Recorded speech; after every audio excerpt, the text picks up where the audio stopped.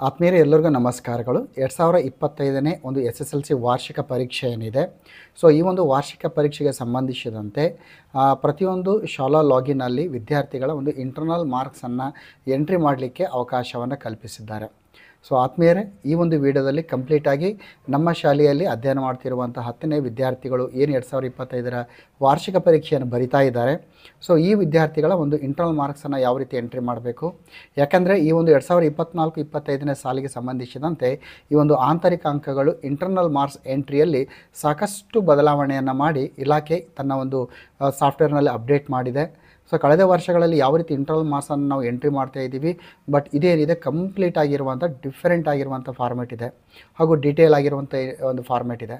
So ಬನ್ನಿ ನೋಡ್ತಾ ಹೋಗೋಣ ಏನೆಲ್ಲ ಬದಲಾವಣೆಯಾಗಿದೆ, ಹಾಗೂ ನಮ್ಮ ಶಾಲೆಯ ಒಂದು ವಿದ್ಯಾರ್ಥಿಗಳ ಇಂಟರ್ನಲ್ ಮಾರ್ಕ್ಸನ್ನು ಎಂಟ್ರಿ ಮಾಡುವಾಗ ಏನೆಲ್ಲ ನಾವು ಮುಂಜಾಗ್ರತೆಯನ್ನು ತೆಗೆದುಕೊಳ್ಬೇಕು, ಫ್ರೀಜ್ ಮಾಡೋದಕ್ಕಿಂತ ಮುಂಚೆ ಏನೆಲ್ಲ ಅಂಶಗಳನ್ನು ಪರಿಗಣಿಸಬೇಕು. ಸೊ ಕಂಪ್ಲೀಟ್ ಆಗಿರುವಂಥ ಇನ್ಫಾರ್ಮೇಷನ್ನ ಡಿಸ್ಕಸ್ ಮಾಡ್ತೀವಿ. ಸೊ ಆತ್ಮೀಯರೇ, ಈ ಒಂದು ವಿಡಿಯೋ ಮುಖ್ಯ ಗುರುಗಳಿಗೆ ಹಾಗೂ ಎಲ್ಲ ಸಹ ಶಿಕ್ಷಕರಿಗೆ ಹಾಗೂ ಶಾಲೆಯಲ್ಲಿ ಒಂದು ವರ್ಕ್ ಮಾಡ್ತಿರುವಂಥ ಕ್ಲರ್ಕ್ಸ್ ಏನಿದ್ದಾರೆ, ಸೊ ಪ್ರತಿಯೊಬ್ಬರಿಗೂ ಕೂಡ ಆಗುತ್ತೆ. ಬನ್ನಿ ನೋಡ್ತಾ ಹೋಗೋಣ. ಸೊ ಆದ್ಮೇಲೆ ನಿಮ್ಮ ಒಂದು ಶಾಲಾ ಲಾಗಿನ್ ಏನಿದೆ, ನೀವು ಒಂದು ಶಾಲಾ ಲಾಗಿನ್ SSLC ಸ್ಕೂಲ್ ಲಾಗಿನನ್ನು ನೀವು ಲಾಗಿನ್ ಮಾಡ್ತೀರಿ. ಲಾಗಿನ್ ಮಾಡಿದ ಕೂಡಲೇ ನಿಮಗೆ ಈ ರೀತಿಯ ಒಂದು ಇಂಟರ್ಫೇಸ್ ಕಾಣುತ್ತೆ, ಸ್ಕೂಲ್ ಲಾಗಿನ್. ತಾವಿಲ್ಲಿ ಗಮನಿಸ್ತಾ ಇದ್ದೀರಿ, ಇಲ್ಲಿ ನಿಮಗೆ internal marks entry SSLC 2025 exam 1 ಅಂತ ಒಂದು ಲಿಂಕನ್ನು ಪ್ರೊವೈಡ್ ಮಾಡಲಾಗಿದೆ. ಅಲ್ಲಿ ಕ್ಲಿಕ್ ಮಾಡಿದಾಗ ನಿಮಗೆ 2 ಆಪ್ಷನ್ಸ್ ಬರುತ್ತೆ. ಒಂದು ಇಂಟರ್ನಲ್ ಮಾರ್ಕ್ಸ್ ಎಂಟ್ರಿ ಅಂತ ಇದೆ, ಎರಡನೇದು ಕಾನ್ಸಾಲಿಡೇಟ್ ರಿಪೋರ್ಟ್ ಅಂತ ಇದೆ. ಸೊ ಆತ್ಮೀಯ ಸ್ನೇಹಿತರೆ, ಇಲ್ಲಿ ನೀವು ಇಂಟರ್ನಲ್ ಮಾರ್ಕ್ಸ್ ಎಂಟ್ರಿ ಅಂತ ನೀವು ಕ್ಲಿಕ್ ಮಾಡಿದಾಗ ನಮಗೆ ಇಲ್ಲಿ ಇನ್ಸ್ಟ್ರಕ್ಷನ್ಸ್ ಬರ್ತದೆ. ಪ್ರತಿಯೊಬ್ಬರು ಕೂಡ ನೀವು ಈ ಡಿಟೇಲ್ ಆಗಿ ಇನ್ಸ್ಟ್ರಕ್ಷನ್ಸನ್ನು ನೋಡಿ. ಸಾಮಾನ್ಯವಾಗಿ ಈ ರೀತಿಯ ಒಂದು ಇನ್ಸ್ಟ್ರಕ್ಷನ್ಸ್ ಬಂದಾಗ ನಾವು I have read all the instructions ಅಂತ ಪ್ರೊಸೀಡ್ ಟು ಇಂಟರ್ನಲ್ ಮಾರ್ಕ್ಸ್ ಅಂತ ನಾವು ಪ್ರೊಸೀಡ್ ಆಗ್ತೀವಿ. But each and every point ನಾವು ಓದಲೇಬೇಕು. ಸೊ ನಾನು ಎಂಟ್ರಿ ಮಾಡೋದಕ್ಕಿಂತ ಮುಂಚೆ ಇದನ್ನು ನಾನು ಡಿಸ್ಕಸ್ ಮಾಡ್ತಾ ಹೋಗ್ತೀನಿ. It is mandatory to enter the marks for all the ಎಫ್ಎಗೆ ಸಂಬಂಧಿಸಿದಂಥ ಎಲ್ಲ ಮಾರ್ಕ್ಸನ್ನು ನಾವು ಮ್ಯಾಂಡೇಟರಿ ಆಗಿ ನಾವು ಎಂಟ್ರಿ ಮಾಡಬೇಕು. ಎರಡನೇದು, you have to enter the marks for all the subject related to FA1 and save. So ಈ ಸಲ ಹೇಗಾಗುತ್ತೆ ಅಂದರೆ, FA1ಗೆ ಸಂಬಂಧಿಸಿದಂತೆ ಎಲ್ಲ ವಿಷಯಗಳ ಒಂದು ಇಂಟರ್ನಲ್ ಮಾರ್ಕ್ಸನ್ನು ಎಂಟ್ರಿ ಮಾಡಿ ಸೇವ್ ಮಾಡಬೇಕು. ಆ ರೀತಿ ಸೇವ್ ಮಾಡಿದರೆ FA2ನ ಮತ್ತೆ ಎಲ್ಲ ವಿಷಯಗಳು ಓಪನ್ ಆಗುತ್ತೆ. ಸೊ ಕಳೆದ ಬಾರಿ ಏನಾಗ್ತಿತ್ತು ಅಂದರೆ, ನಾವು ಎಲ್ಲ ಒಂದು FAಗಳನ್ನು ಕನ್ವರ್ಟ್ ಮಾಡಿ ಲ್ಯಾಂಗ್ವೇಜ್ 1 ಅಂತ ಬಂದಾಗ 25, ಲ್ಯಾಂಗ್ವೇಜ್ ಉಳಿದ ವಿಷಯಗಳಿಗೆ ಸಂಬಂಧಿಸಿದಂತೆ 20 ಅಂಕಕ್ಕೆ ಎಷ್ಟು ಅಂಕವನ್ನು ಮಗು ಪಡೆದಿರ್ತಾನೆ ಅದನ್ನು ನೇರವಾಗಿ ನಾವು ಎಂಟ್ರಿ ಮಾಡ್ತಾ ಇದ್ದೀವಿ. ಬಟ್ ಈಗ ಹಾಗಲ್ಲ. ಸೊ FA1ಗೆ ಸಂಬಂಧಿಸಿದಂತೆ ವಿಷಯವಾರು ನಾವು ಅಂಕಗಳನ್ನು ಎಂಟ್ರಿ ಮಾಡಬೇಕು, ಸೇವ್ ಮಾಡಬೇಕು. ಸೊ FA1 ನೀವು ಸೇವ್ ಮಾಡಿದರೆ FA2 ಓಪನ್ ಆಗುತ್ತೆ. So only then you can proceed to enter the marks of FA2. FA1 ನೀವು ಏನಾದರೂ ಎಂಟ್ರಿ ಮಾಡಿದರೆ ನಿಮ್ಮ FA2 ಓಪನ್ ಆಗುತ್ತೆ. ಅಂಟಿಲ್ ದಟ್ ಅಲ್ಲಿ FA2 ಓಪನ್ ಆಗಲ್ಲ. In the same way you can proceed to enter the marks FA3 and finally FA4.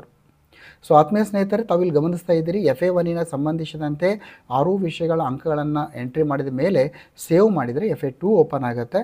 FA2ನಲ್ಲಿರುವಂಥ ಎಲ್ಲ ಒಂದು 6 ವಿಷಯಗಳ ಇಂಟರ್ನಲ್ ಮಾರ್ಕ್ಸನ್ನು ಎಂಟ್ರಿ ಮಾಡಿದರೆ FA3 ಆಗುತ್ತೆ. FA3ಯ ಎಲ್ಲ ಅಂಕಗಳನ್ನು ಎಂಟ್ರಿ ಮಾಡಿದರೆ FA4. ಸೊ ಒಂದು ಬಾರಿ ಈ ಎಲ್ಲ ಒಂದು FA1, FA2, FA3, FA4ನ ಎಂಟ್ರಿ ಮಾಡಬೇಕು.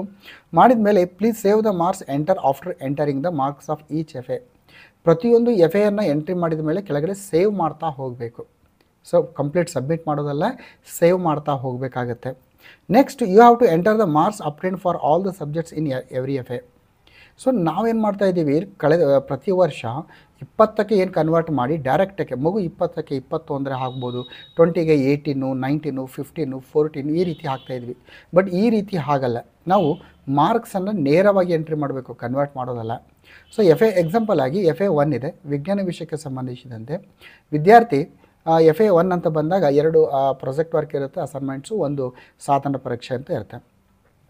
ಸೊ ಇಲ್ಲಿ 15ರ 2 ಪ್ರಾಜೆಕ್ಟ್ ವರ್ಕ್ 30ಕ್ಕೆ ಮಗು ಏನು 25 ಅಂಕ 30ಕ್ಕೆ 25 ತೆಗೆದುಕೊಂಡಿದ್ದಾನೆ ಅಂತ ನಾವು ಇಟ್ಕೊಳ್ಳೋಣ. ಇನ್ನು 20ಕ್ಕೆ ಸಾಧನ ಪರೀಕ್ಷೆಯಲ್ಲಿ ಒಂದು 15 ಅಂಕ. ಸೊ 25, 15, 40 ಅಂಕ. ಸೊ 50ಕ್ಕೆ 40 ಅಂಕ ನೇರವಾಗಿ ಅಂಕಗಳನ್ನು ಎಂಟ್ರಿ ಮಾಡಬೇಕು.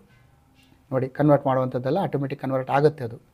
ಸೊ ಎಂಟ್ರಿ ಮಾಡುವಾಗ 0 to 50ವರೆಗೆ ಮಾಡ್ಬೋದು. 0 ಅಂಕಗಳನ್ನು ಕೂಡ ಮೆನ್ಷನ್ ಮಾಡ್ಬೋದು, ಅಪ್ ಟು 50ವರೆಗೆ ಮಾಡ್ಬೋದು. FA1 ಬಂದಾಗ 50ಕ್ಕೆ ಇರುತ್ತೆ, 30, 15ರ 2 ಅಸೈನ್ಮೆಂಟು, ಒಂದು ಅಚೀವ್ಮೆಂಟ್ಸ್ ಟೆಸ್ಟ್ ಅಥವಾ ಸಾಧನ ಪರೀಕ್ಷೆ 50. ಸೊ 50ಕ್ಕೆ ಸಂಬಂಧಿಸಿದಂತೆ ನಾವು ಅಂಕಗಳೆಲ್ಲ 0 to 50ವರೆಗೆ ಎಂಟ್ರಿ ಮಾಡಬೇಕು. ಅದಾದಮೇಲೆ ಡೆಸಿಮಲ್ಸ್ನಲ್ಲಿ ಕೂಡ ಎಂಟ್ರಿ ಮಾಡಲಿಕ್ಕೆ ಅವಕಾಶ ಇದೆ. ಎಕ್ಸಾಂಪಲ್ ಆಗಿ 30.5, 35.5 ಈ ರೀತಿ 40.5, 41.5 ಡೆಸಿಮಲ್ಸ್ನಲ್ಲಿ ಕೂಡ ಎಂಟ್ರಿ ಮಾಡಲಿಕ್ಕೆ ಖಂಡಿತವಾಗಿ ಕೂಡ ಇಲ್ಲಿ ಅವಕಾಶ ಇದೆ. ಆಮೇಲೆ ಅಂದರೆ 5ವರೆಗೆ ಇದೆ, 30.6, 30.4 ಈ ರೀತಿ ಅಲ್ಲ, 30.5 ನೇರವಾಗಿ 31 ಈ ರೀತಿ. ಆಮೇಲೆ you have to enter part B grades only once, ಅಂದರೆ ಪಾರ್ಟ್ ಬಿಗೆ ಸಂಬಂಧಿಸಿದಂತೆ ಏನು ಗ್ರೇಡ್ಸ್ ಇದೆ ಅದು ಒಂದೇ ಬಾರಿ ನೀವು ಎಂಟ್ರಿ ಮಾಡಬೇಕು, ಪದೇ ಪದೇ ಎಂಟ್ರಿ ಮಾಡುವಂಥ ಅವಶ್ಯಕತೆ ಇಲ್ಲ. In case of if any child is long absent for any FA, so FA1, FA2, FA3, FA4ನಲ್ಲಿ ಯಾವುದೋ ಒಂದು FAಗೆ ಸಂಬಂಧಿಸಿದಂತೆ ಮಗು ಅಲ್ಲಿ ಲಾಂಗ್ ಅಬ್ಸೆಂಟ್ ಆಗಿದ್ದರೆ ಆ FAಗೆ ಸಂಬಂಧಿಸಿದಂತೆ ನೀವು 0 ಮಾರ್ಕ್ಸನ್ನು ಕೊಡಬಹುದು. It's 0 marks. ಅಂದರೆ ಈಗ ಅವನು FA1 ಪ್ರೆಸೆಂಟ್ ಇರ್ತಾನೆ, FA2ಗೆ ಅಬ್ಸೆಂಟ್ ಇದ್ದಾನೆ, 0 ಕೊಡಿ. FA3, FA4ಗೆ ಅವನು ಎಷ್ಟು ಅಚೀವ್ಮೆಂಟ್ ಮಾಡಿದ್ದಾನೆ, ಎಷ್ಟು ಅಂಕ ತೆಗೆದುಕೊಂಡಿದ್ದಾನೆ ಅದನ್ನು ನಾವು ಎಂಟ್ರಿ ಮಾಡಬೇಕು. ಆಮೇಲೆ the marks entered for maximum 200 marks of all the 4 FAs will be converted into 25 for first language. ನೀವೇನು 200 ಅಂಕಕ್ಕೆ ನೀವು ಅಂಕಗಳನ್ನು ಹಾಕ್ತಾ ಹೋಗ್ತೀರಿ FA 1, 2, 3, 4ಗೆ, ಅದು ಏನಾಗುತ್ತೆ 200ಗೆ ಕನ್ವರ್ಟ್ ಆಗುತ್ತೆ. ಫಸ್ಟ್ ಲ್ಯಾಂಗ್ವೇಜ್ ಅಂತ ಬಂದಾಗ ಅಲ್ಲೇನಾಗುತ್ತೆ 25ಗೆ ಉಳಿದಂತೆ 20 ಕನ್ವರ್ಟ್ ಆಗುತ್ತೆ ಅದು. You can take the printout only after entering the marks of part A subject from FA1 to FA4 and part B. Part 1ಗೆ ಸಂಬಂಧಿಸಿದಂತೆ FA 1, 2, 3, 4ಗೆ ಸಂಬಂಧಿಸಿದಂತೆ ಎಲ್ಲ ಅಂಕಗಳನ್ನು ನೀವು ಸೇವ್ ಮಾಡಿದ ನಂತರ ಪಾರ್ಟ್ ಬಿ ಗ್ರೇಡ್ಗಳನ್ನು ಎಂಟ್ರಿ ಮಾಡಿದ ನಂತರ ನೀವು ಪ್ರಿಂಟ್ಔಟ್ ತೊಗೋಬೇಕು. ಸೊ ಪ್ರಿಂಟ್ಔಟ್ ತೊಗೊಂಡ್ಮೇಲೆ ನೀವೇನು ಮಾಡಬೇಕು, ಪ್ರಿಂಟ್ಔಟ್ ತೆಗೆದುಕೊಂಡು ಮತ್ತೊಂದು ಸಲ ವೆರಿಫೈ ಮಾಡಬೇಕು. ಸೊ ವೆರಿಫೈ ಮಾಡಿದ್ಮೇಲೆ ಫ್ರೀಸ್ ದ ಡಾಟಾ ಏನು ಮಾಡಬೇಕು, freeze the data, take the printout, verify and then use clear button, reenter SATS number and proceed. So ಒಬ್ಬ ವಿದ್ಯಾರ್ಥಿಗೆ ಸಂಬಂಧಿಸಿದಂತೆ ನಾವು ಏನು ಮಾಡಬೇಕಾಗತ್ತೆ, ಈ 4 FAಗಳನ್ನು ಎಂಟ್ರಿ ಮಾಡಿದ ನಂತರ ಫ್ರೀಸ್ ಮಾಡಬೇಕು, ಪ್ರಿಂಟ್ಔಟ್ ತೆಗಬೇಕು, ವೆರಿಫೈ ಮಾಡಬೇಕು, ಮತ್ತು ನಾವು ಇನ್ನು ಕ್ಲಿಯರ್ ಬಟನ್ ಮಾಡಬೇಕು, ಮತ್ತೊಂದು SATS ನಂಬರನ್ನು ನಾವು ಎಂಟ್ರಿ ಮಾಡಬೇಕು. ನೋಡಿ, ಒಬ್ಬ ವಿದ್ಯಾರ್ಥಿಗೆ ಆಂತರಿಕ ಅಂಕ ಅಂತ ಬಂದಾಗ ನಮಗೆ ಈ ರೀತಿಯ ಇದೆ. ಬನ್ನಿ ನೋಡ್ತಾ ಹೋಗೋಣ ಯಾವ ರೀತಿ ಇದೆ, ಲೈವ್ ಆಗಿ ನೋಡ್ತಾ ಹೋಗೋಣ. ಎಸ್, ಈಗ ನಾನು I have read all the instructions. ನೋಡಿ, ಇಷ್ಟೊಂದು ಸಮಯವನ್ನು ನಾನು ತೆಗೆದುಕೊಂಡಿದ್ದೀನಿ, ಯಾಕಂದರೆ ಕಂಪ್ಲೀಟ್ ಆಗಿರುವಂಥ ಕ್ಲಾರಿಟಿ ಡಿಸ್ಕಷನ್ಸ್ ಇದ್ದರೆ ಮುಂದೆ ಭಾಳ ಈಸಿ ಆಗುತ್ತೆ, ಯಾವುದೇ ರೀತಿಯ ತೊಂದರೆ ಆಗೋದಿಲ್ಲ. ಸೊ ಇಲ್ಲಿ ನಾನು ಕ್ಲಿಕ್ ಮಾಡ್ತೀನಿ, I have read all the instructions, proceed to internal assessment marks entry.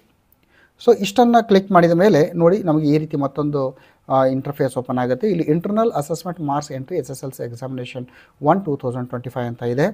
So ಆತ್ಮೀಯ ಸ್ನೇಹಿತರೆ, ಇಲ್ಲಿ ನಿಮಗೆ ಎಂಟರ್ ಏನಿದೆ SATS ನಂಬರ್ ಅಂತ ಇದೆ. ಕೆಳಗಡೆ ಇನ್ನೊಂದಿದೆ, whether the student has got minimum 75% attendance to appear for 2025. So SSLC examination 75% attendance ಇದೆಯೋ ಇಲ್ವಾ ಅಂತ ಒಂದಿದೆ. ಎಸ್ ಇದ್ದರೆ ಎಸ್, ನೋ ಅಂದರೆ ನೋ. ಸೊ ಈಗ ನಾನು ಒಂದು SATS ನಂಬರನ್ನು ಎಂಟ್ರಿ ಮಾಡಿರ್ತೀನಿ. ಸೊ SATS ನಂಬರನ್ನು ಎಂಟ್ರಿ ಮಾಡಿ, ಎಸ್ ಮಾಡಿದ ಮೇಲೆ 75% ಅಟೆಂಡೆನ್ಸ್ ಇದ್ದರೆ ಎಸ್ ಅಂತ ಮಾಡಿ, ಅದರ್ವೈಸ್ ನೋ ಅಂತ ಮಾಡಿ. ಈಗ ನಾನು ಎಸ್ ಅಂತ ಮಾಡ್ತೀನಿ.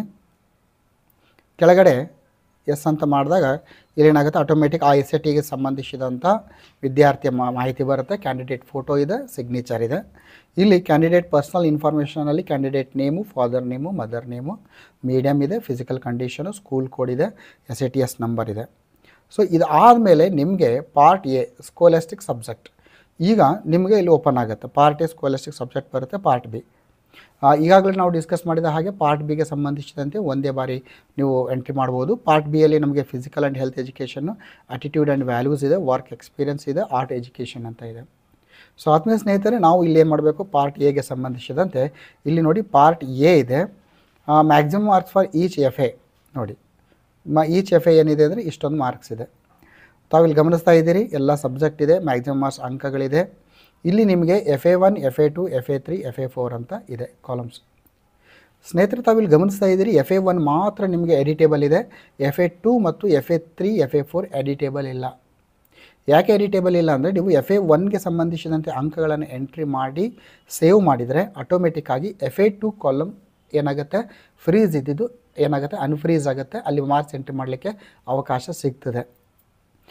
ಆಮೇಲೆ FA2 ಎಂಟ್ರಿ ಮಾಡಿದ ಆಮೇಲೆ ಏನಾಗುತ್ತೆ, FA2 ಎಂಟ್ರಿ ಮಾಡಿದ ಮೇಲೆ ಆಟೋಮೆಟಿಕ್ಕಾಗಿ ನಿಮಗೆ FA3 ಕಾಲಮ್ ಅನ್ಫ್ರೀಸ್ ಆಗುತ್ತೆ. FA3 ಮಾಡಿ ಸೇವ್ ಮಾಡಬೇಕು ನೀವು, ಜಸ್ಟ್ ಎಂಟ್ರಿ ಮಾಡೋದಲ್ಲ. FA3 ಮಾಡಿ ಸೇವ್ ಮಾಡಿದ ನಂತರ FA4 ಆಟೋಮೆಟಿಕ್ಕಾಗಿ ಅನ್ಲಾಕ್ ಆಗುತ್ತೆ.